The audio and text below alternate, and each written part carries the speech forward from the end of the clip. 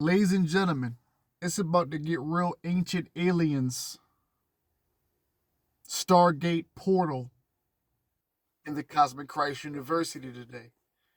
Once again, we're about to take it to the outer limits. We're about to jump into a portal, a Stargate, if you will, today with the information that you're about to get. I want to thank you for rocking with the Cosmic Christ University. You see, the title itself says Cosmic Christ Stargate. You are about to get some information that is going to be proof to you that you are not from this world. I know you are in this world now, but I'm about to take you to a magic school bus type of vibe today.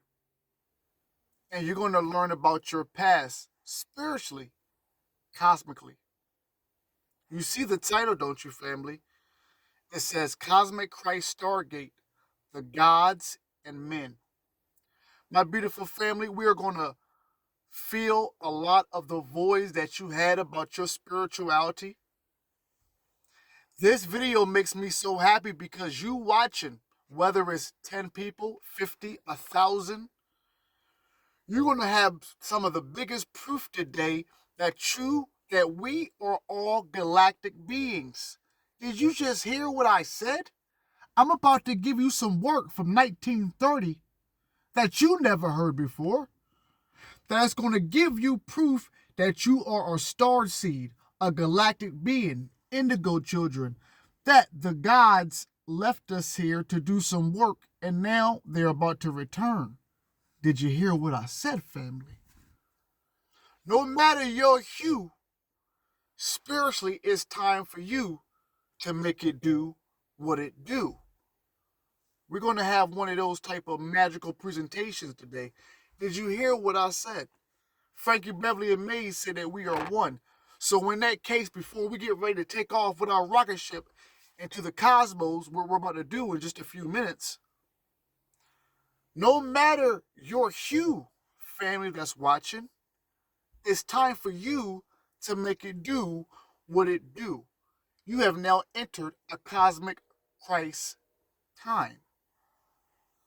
Once again, before we all in this Cosmic Christ University take off and go to the cosmos in just a few seconds,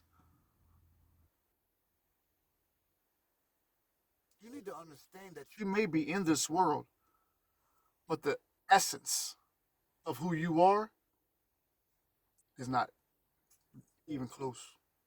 So, you can hit the like button if you want to. You don't got to. You can leave a comment if you want to. You ain't got to. But family, you're about to get some truthful information. Grab a pen. Make sure you have a pad. If you're driving, I want you to stay focused on my voice. Thank you for being intuitive with the word. The minister is going to show you and give you proof today, even if it's 15 minutes to an hour, even if it's that long, that you are true galactic beings. Listen closely. We're about to get some information. Let's go.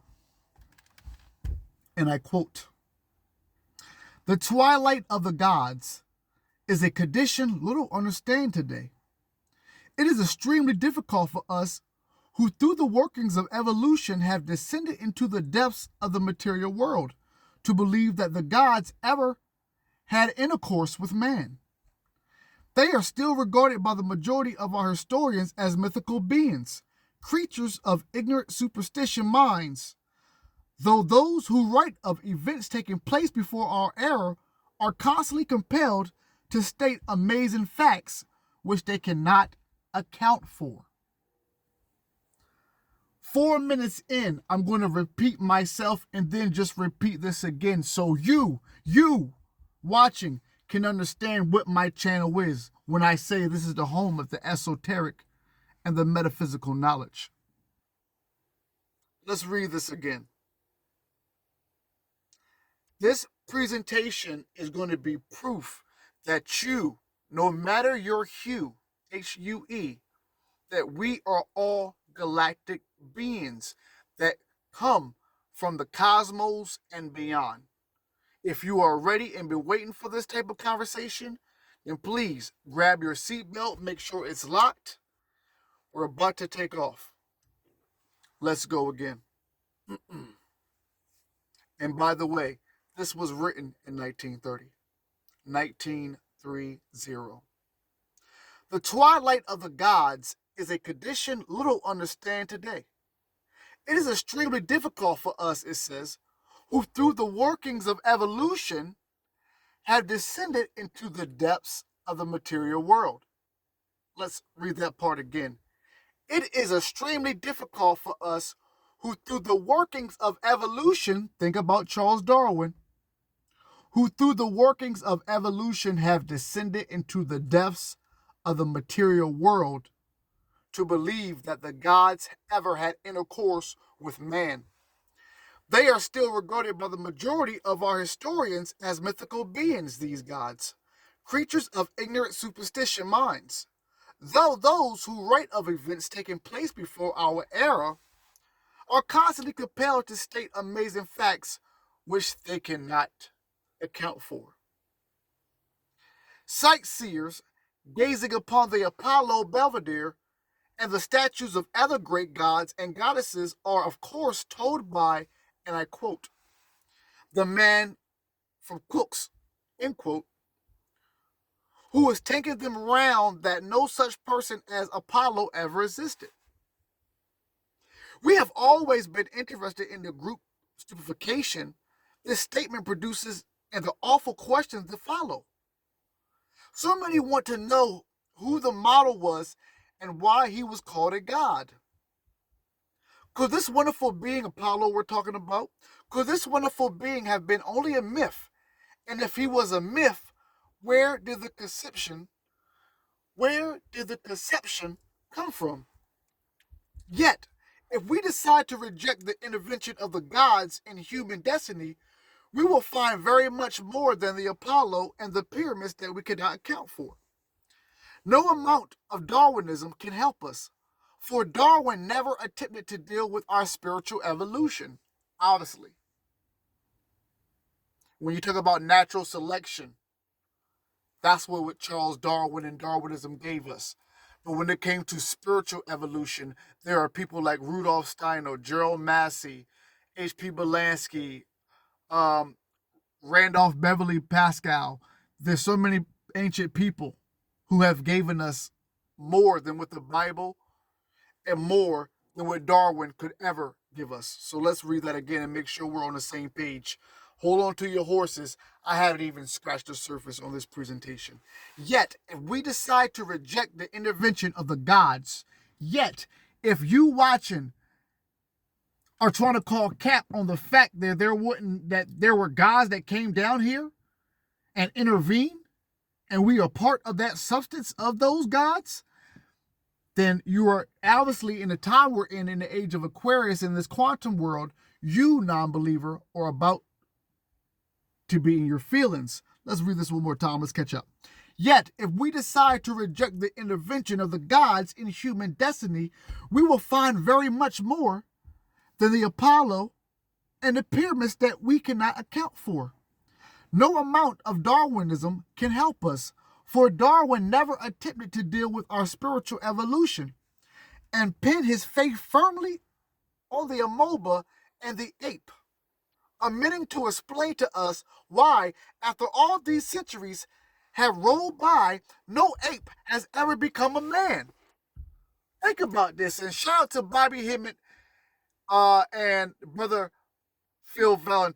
Baba Phil Valentine's. They said something just like this. We have never seen an ape turn to a man. For very many years, we have striven in zoos and in private establishments to get a move on, quote unquote. But the ape remains ape and refuses to learn our language. Note a fine sunset or furnish us with a missing link. Let's keep on going. Darwin was an honest materialist who is gradually being superseded as our knowledge increases. In his day, Darwin, psychology was in its earliest infancy. Our, and I quote, stay put state of mind is largely a tribute to our inability to realize that men of the past were very different. Let me read that again. Our stay put, quote unquote, state of mind is largely attributed to our inability to realize that men of the past were very different, mentally and physically, from what we are today. What was man before, and I quote, what was man before, and I quote, Jehovah poured into man the living breath, and he became a living soul. The author is, what was man before that time? What was man like before Jehovah poured into man the living breath, and he became a living soul? It's about to get real now. Let's keep it going. Before receiving his soul, man would hardly have reached the ape level of intelligence. Before receiving his soul, man would hardly have reached the ape level of intelligence. Man received the great, and I quote, I am. Oh, that word, that word. Y'all know how much I love that word. You know that the minister has many videos about the I am. And a lot of you have already been initiated into the I am gnosis. So we'll keep on going, but let's read that again. Before receiving his soul, man, human that is, before receiving his soul, man would hardly have reached the eighth level of intelligence. Man received the great, and I quote, I am, end quote, which sets so wide a gulf between him and the ape. This was the gift that God sent Jehovah gave to man. And family, I'm going to stop at 11 minutes just to let you know that this title is called Cosmic Christ Stargate. The knowledge that you are listening to is initiating you to your cosmic Christ energy. After you read this, even after, and listen to this, even after I do a chapter 2, your life won't be the same. You are now knowing that you are multi-dimensional beings, that you transcend time, space, and matter. I am a cosmic Christ being. We are now ushering in the cosmic Christ consciousness in our earthly realm. I just want to let you know that. Let's read this again. I thank you for your beautiful patience. This is your work. This is your truth, if you decide that it is your truth. Before receiving his soul, man would hardly have reached to the ape level of intelligence. Man received the great I am, which set so wide a gulf between him and the ape. This was the gift the God sent Jehovah gave to man. A moment's thought was sufficed to impress upon us the immensity of this Bible statement. A God who could represent the cosmic Christ in such a terrific capacity must be a very great being.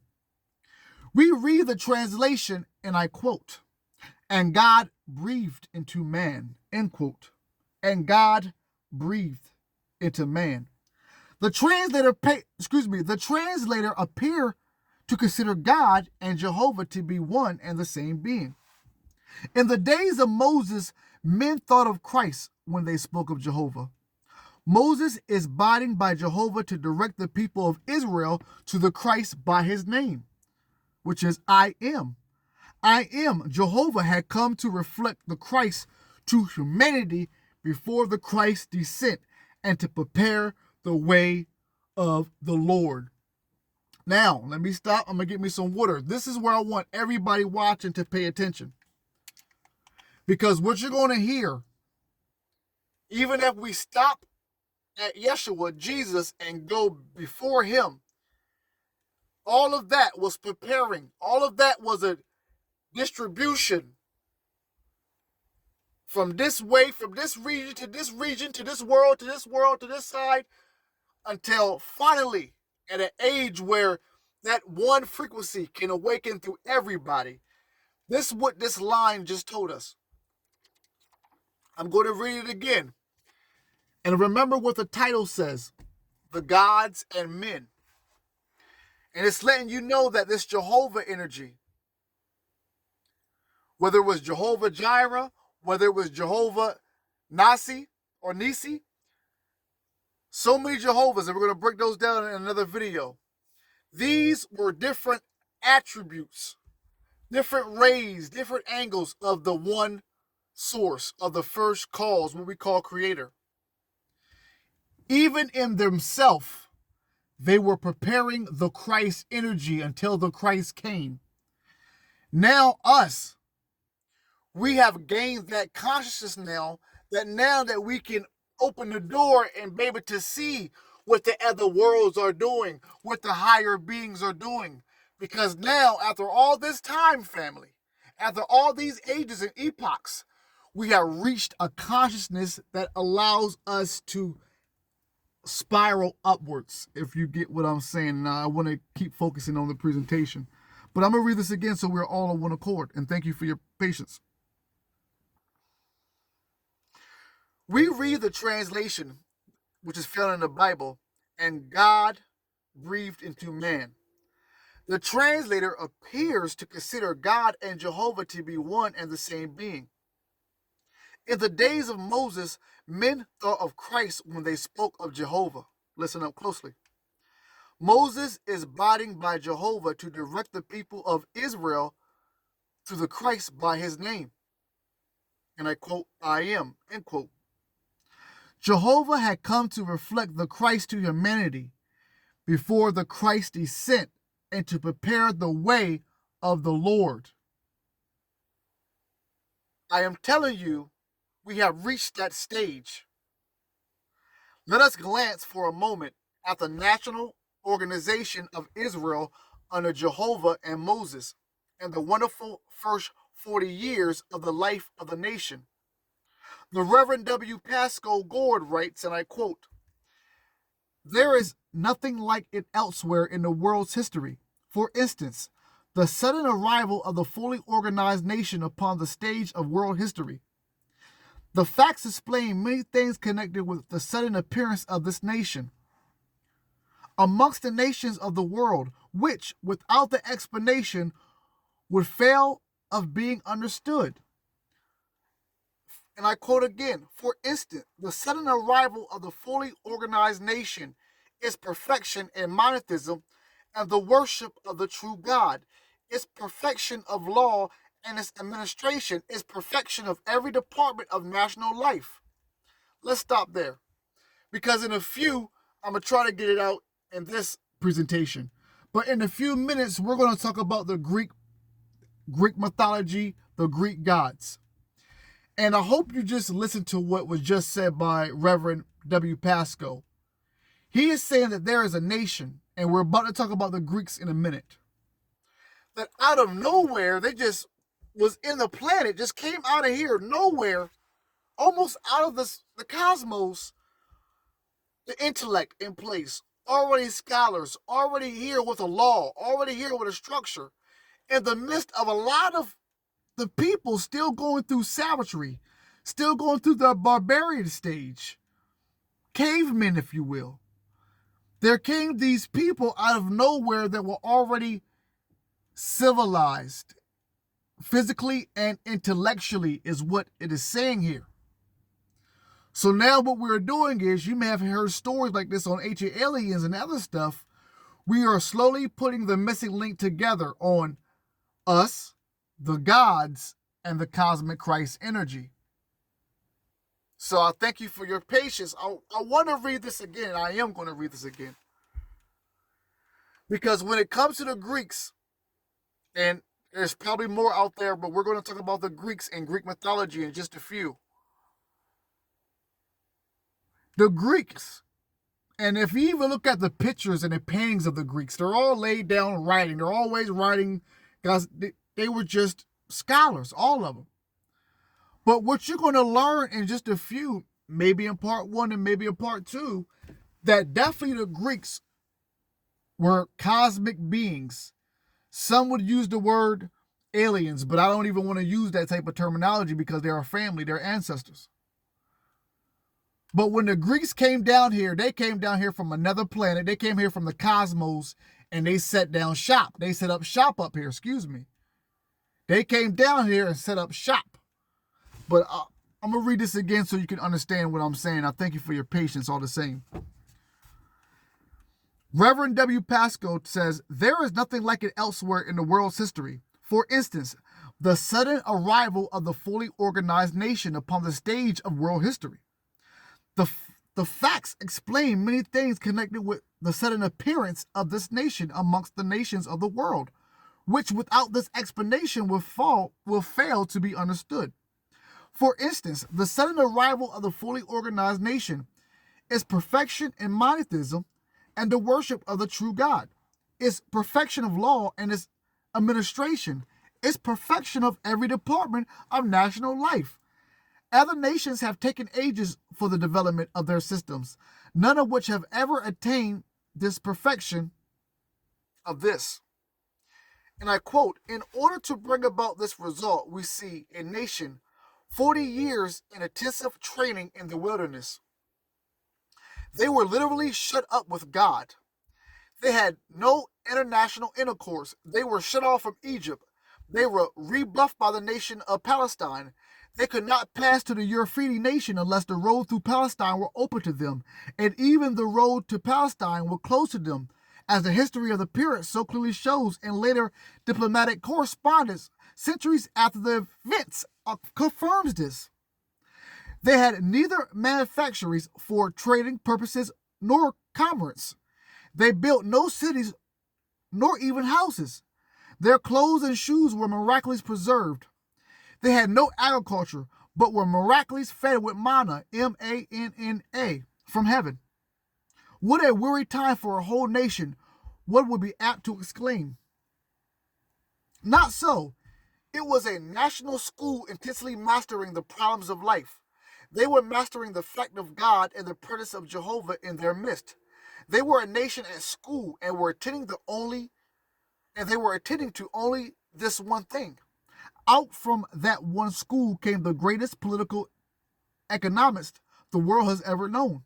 Out from that school came the most tremendous system and masters of theology ever known, a race prepared and trained to rule.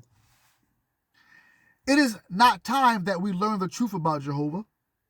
It is not time, at least in this chapter, that we learn the truth about Jehovah and who he really is. The subject concerns us very deeply. Sometime we will be compelled to master these spiritual facts or fall back in evolution with the failures and laggards. Micah sums up the character of Jehovah thus, and I quote, he hath showed thee, O man, what is good. And what do Jehovah require of thee, but to do justly and to love mercy and to walk humbly with God? We know what the majority of people would answer if their opinion of Jehovah. We have heard him spoken of as a mere tribal god, a bloodthirsty brute posing as a god, a pure myth conceived of by some old Jew. Well, that's a quote, end quote, by the way. Well, we cannot have it both ways. Either we believe in these accounts of the evolution of man through the instrumentality of the gods, or we do not. The overwhelming majority of us reject them into toto, but go to church at any rate. Those who still cling to respectability do, and are very good friends with the person who probably does not think any better of Jehovah than they do. Materialism is to blame. There are those who believe that the Lord Buddha died from eating too much pork. If you Google the cause of death of Buddha, they said his cause of death was eating too much pork or a poison in a mushroom. Well, the author here says the Lord Buddha failed through giving strong meat to babes, as many another great reformer has failed since. So they're saying that really he didn't die. The Buddha did not die for eating too much pork. If anything, it was a figure of speech. In the Bible, it says that you got to be careful about casting out your pearls, or you got to be wary about giving meat to babes. You feed the babes milk, and the ones who are ready, you feed them the meat. And what that means is you cannot go around teaching people who are not yet mentally and spiritually ready to learn the esoteric or the hidden knowledge. And it is saying that was the true cause of Buddha, that he was feeding and giving too many people who was not ready for the knowledge that he had, and it was corrupting. It had to be corrupting when you give meat to babes. Christ died on the cross because the meat he gave was too strong for the Jews. My gosh. They looked on it as the forbidden flesh, and it killed the earthly body of Jesus, the Christ who lived on in it himself and offered it to others. In thinking of Jehovah as the God of the Old Testament, we must remember his mission to teach barbarous and undisciplined hosts how to prepare for the coming Christ. A tremendous endeavor had to be undertaken, and success could only be achieved by taking the most strenuous means. The pivot round which turned the Old Testament religion was the formless God I Am, or Jehovah. He says to his servant, the initiate Moses, and I quote, "Say to the people, I am the I am," quote, end quote. Man has learned to think of the formless Christ within him as I am. Have we? Have you? There's still millions of people out there who go to church and praise a God outside of himself. But if you have graduated, if you have become initiated, especially initiated in the Cosmic Christ University, you know that God, that creator, that first cause is within us. And you know his name is I Am. And you know that every time you use the I Am in vain, you're either casting a spell on yourself or you are blessing yourself and others, depending on how you use the I Am that comes out your mouth. Once again, the initiate Moses, this is what God said to Moses. Say to the people, I am that I am. Man has learned to think of the formless Christ. Man, that's me and you, human, has to learn to think of the formless Christ within him as I am. When Jehovah called upon Abram, better known as Abraham, Abram was who he was called before he became Abraham. When Jehovah called upon Abram to come out of Ur, as you are, or the Chaldees, to be father of Israel and carry the Christ light from east to west, the twilight of the gods had already set in, and they were becoming but a sacred memory. I hope y'all didn't lose me about the gods and everything. Did you hear what I just said? And I want us to stop there right quick, and I want to take a water, because now we are exiting the involvement of the gods and leaving it to one entity to carry on with the laws and principles of the one God. Listen up. Man has to learn to think of the formless Christ within him as I am.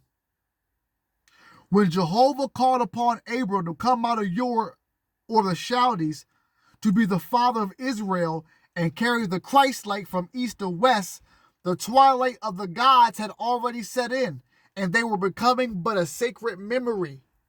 Stop. Listen. Vibe with me on this one. If you are a member of this university, I have a lot of videos where we talk about the gods of past, of old. You are seeing and hearing here, some of you for the first time, a missing link now being restored.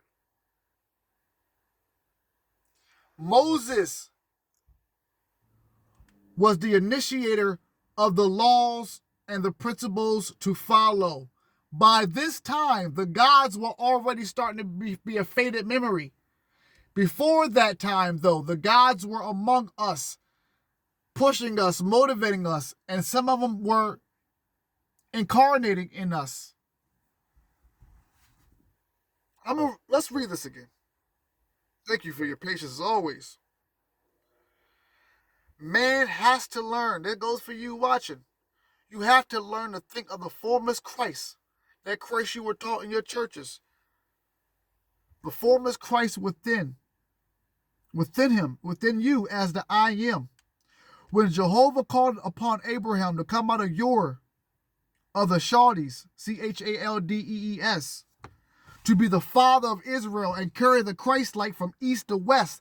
I say carry the Christ light from east to west. If you are in the United States, we are the Western civilization here. He carried that from the east to the west to here.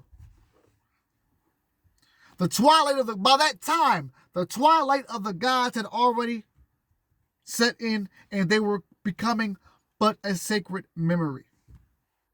The great I am, springing from spiritual sources, developed the sense of personality as the gods faded out beyond our life's horizon. Don't ask me nothing about spirituality unless you are listening to this presentation. We are filling in real time the missing links. The void is being filled. Moses, and many more like Moses, but definitely Moses at his time, was left with a big shoe to fill. The gods have already ascended back to their homes, left the humans to not defend for themselves, but to, through progress, gain the consciousness, the right consciousness. Just like a flower, just like a beautiful plant has to grow, to be just like a caterpillar has to go through the stages of becoming a butterfly.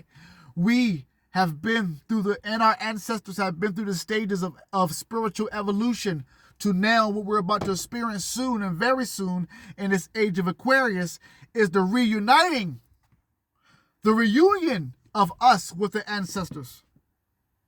The gods, as they call them. The goddesses. My gosh.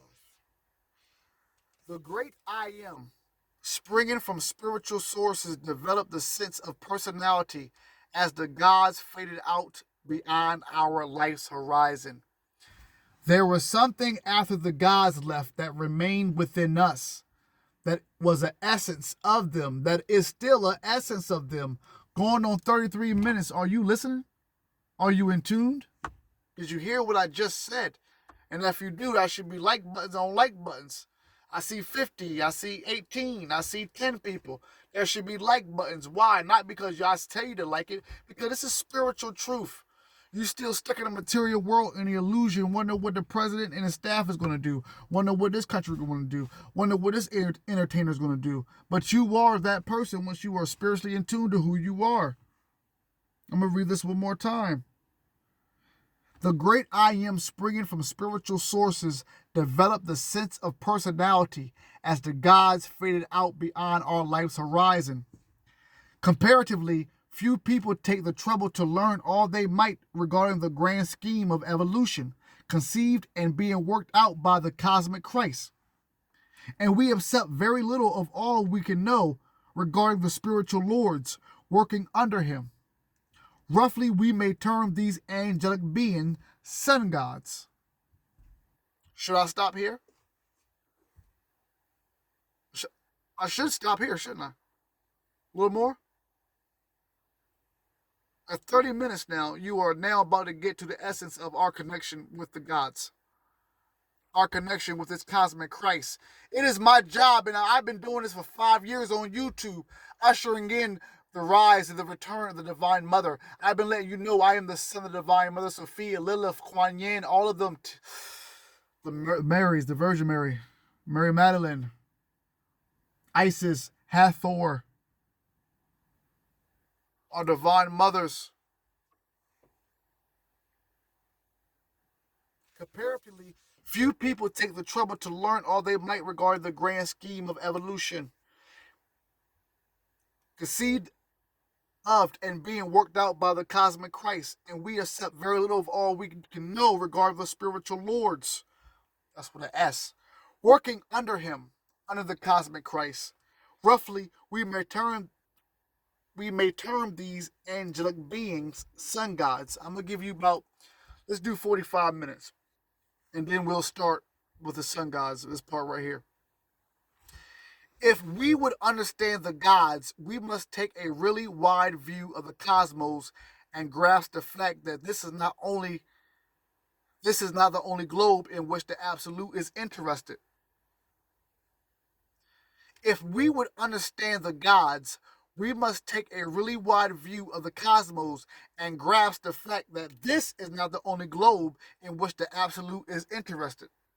Even if we look now further afield than our solar system, we must remember how much it contains and how little we know of its contents. Astronomers tell us much of the emptiness of these mighty globes, meaning that they contain no human beings. Occultism believes that they are all inhabited by beings, some above, some below us in evolution, and sees no reason against believing that non physical beings occupy the stars and planets, suns and moons, and carry out the will of the Creator in a God appointed way. Chapter 2 is out, it's going to be off the hook. But did you hear what I'm saying? Are you hearing me? We come from the gods. The gods come from the Christ. The Christ represents the one source. It's all one. We are a part of the different attributes of God. We are a divine spark. What's about to happen is now, because we are tuned to where we are tuned into, the gates are opening. The portals are being transparent. The gates are fully opened. The vortexes are here for us. If we would understand the gods, we must take a really wide view of the cosmos, no small time thinking, and grasp the fact that this is not the only globe. Planet Earth ain't the only globe in which the absolute, the Creator God, is interested. Even if we look no further afield than our solar system, we must still remember, family, how much it contains and how little we know of its contents. Astronomers tell us much of the emptiness of these mighty globes, meaning that they contain no human beings. Occultism, remember, cult, C-U-L-T, is when you get Jim Jones and when you get people like that who are just focusing on them being a god and not helping the people, but hurting the people. Jim Jones, the man who did the massacre, not the rapper. Now, occultism means hidden knowledge. So occultism believes that there are all inhibited beings, some above us and some below us in evolution, and sees no reason against believing that non-physical beings occupy the stars and planets, suns and moons, and carry out the will of the Creator in a God-appointed way. We have a good reason to believe that this earth owes much to certain advanced beings. I say so. Wouldn't you say so? I said we have good reason to believe that this earth owes much certain advanced beings. Owes a lot to advanced beings. Beings from outer space. Beings from within this world. They're advanced because they know spiritually more than we do. We have a good reason to believe that this earth owes much to certain advanced beings who left their own realms to instruct our infant humanity. Some occupied human bodies, others helped us to advance by working on etheric levels in the days before Earthmen were endowed with self-consciousness and could only respond to spiritual impact by a vague clairvoyance and clairaudience. In old Atlantean days, the primitive, half-involved men could understand and profit by the companionship of their spiritual teachers. They had not attained to self-consciousness. I'm going to leave here because you know part 2 is going to be off the hook. Once again, this has been Cosmic Christ Stargate. Family, I do videos like this because I have noticed that when we do videos like this and a lot of people watch, that it actually causes a ripple effect in our reality. So this presentation must be seen by a lot of people. I'm giving you chapter 1 now to prepare you for chapter 2 and maybe chapter 3. You are now hearing that you are galactic beings. You are now giving proof from 1930 that the gods were down here, that we have the essence of the gods. We are in a cosmic Christ time, and you are now about to advance, and your frequency level is about to level up. So I'm going to read this one more time. I'm going to stop right here. Thank you so much. Get ready for part 2. You are gods, you are goddesses, and the proof is here. All right, let's get ready to go.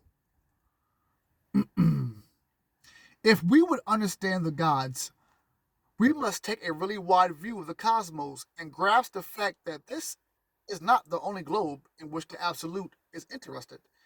Even if we look no further afield than our solar system, we must remember how much it contains and how little we know of its contents.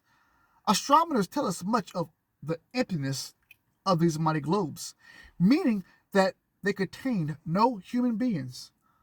Occultism believes that they are all inhabited by beings, some above, some below us, in evolution, and sees no reason against believing that non physical beings occupy the stars and planets, suns and moons, and carry out the will of the Creator in a God appointed way. We have good reason to believe that this earth owes much to certain advanced beings who left their own realms to instruct our infinite humanity. Our infant humanity. Some occupied human bodies, others help us to advance by working on etheric levels in the days before Earthmen were endowed with self consciousness. It could only respond to spiritual impact by vague clairvoyance and clairaudience. In old Atlantean days, in old Atlantean days, the primitive half-evolved men could understand and profit by the companionship of their spiritual teachers. They had not attained to self-consciousness. At the destruction of Atlantis, many of these teachers reincarnated in more highly developed beings and became the leaders of the great schools of initiation. Don't tell me that chapter 2 is not to be lit. So you better get ready to tell somebody to tell a friend to tune in. Because you about to get something more than ancient aliens could ever give you or allow you to hear at this time. And shout out to ancient aliens. Shout out to y'all. No disrespect. And I want to leave off by saying this. You just heard where we left off. If you are a theologian, preacher, bishop, we need to start talking more as a people about the antediluvian period. That means the period before the flood. The Bible's Genesis, it starts off with Noah's flood. We have to understand this cool behind black cat I never seen. It looks like a panther just pulled up too, by the way. It's amazing. We have to understand that before Noah's flood, that is Atlantis, that is Lemuria, that is called the antediluvian period. We have to understand that. And once we start to understand that, then the missing links are going to come together more and more. But family, I hope you enjoyed chapter 1. Chapter 2 is going to be really, really lit. In the meantime, tell a friend and tune in. Cosmic Christ University. Peace.